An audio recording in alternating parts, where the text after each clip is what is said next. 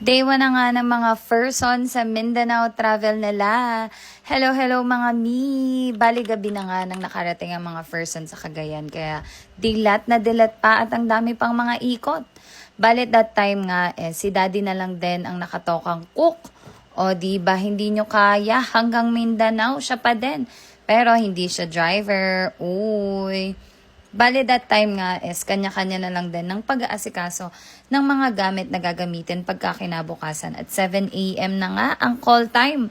Dito nga dinala na din namin yung mga gamit namin dahil sa ibang place na nga din kami mag-i-stay. Kaya thank you kay Ruben na aming nakilang service at that time at kay Ma'am Pine Dondoy sa aming accommodation sa kanilang travel and tours. Our first stop, Empasugong Tourism. Bali, ito nga along the main highway lang naman. Kaya kitang-kita at mapapansin mo din. Saglit lang kami dito kasi more on picture taking lang naman at ito yung service namin. Our second stop, Lovers Lane.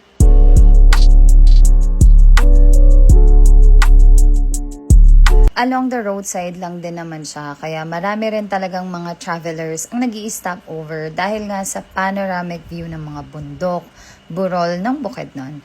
And it's giving talaga yung view na mapapawaw ka na lang. Dahil nga doon tinawag na siyang Lover's Lane ng mga taga Bukidnon.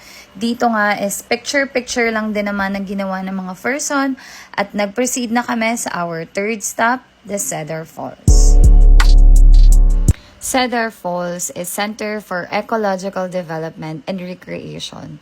Ito nga yung first day sa Mindanao nang walang ligo. Pero okay lang naman. At sa third stop namin maliligo naman. Bale, dito nga yung may entrance fee. Bale, 100 per person and 50 pesos for life vest. Plus 300 tour guide na dahil nga 4 na falls ang cover niya. Gantungan, Natigbasan, Dila at Makabayot. Dito yung may trekking na kaya di na kami nakasama ng mga kids. Nagtagal din kami dito dahil nga dito na nagbihes at naligo ang mga person. Ang ganda at ang refreshing lang din dahil nga yung tubig nila. Humihiwa talaga ng katawan. Pagkatapos nga nilagari na namin ang communal ranch sa Bukidnon. O diba, nakapag-lunch na rin naman na ang mga person kaya alive na alive. Eto nga ang kahawig ng New Zealand dahil sa kanilang rolling hills.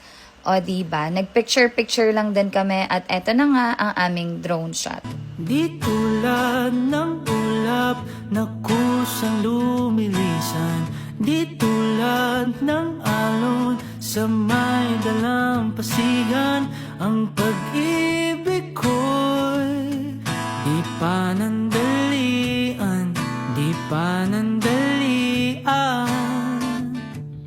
Walang pagtutuda dito silakbo, tulad ng sulong saglit lang ay maglalaho. Kaway sino sa tuktok ng bundok. After communal ranch, dinaan lang kami ni Ruben sa Pineapple Farm. Dito nga bumabali na ng leeg ang mga person sa biyahe. Ayun lang for today's video. Chika as for our day 2 adventure here in Mindanao.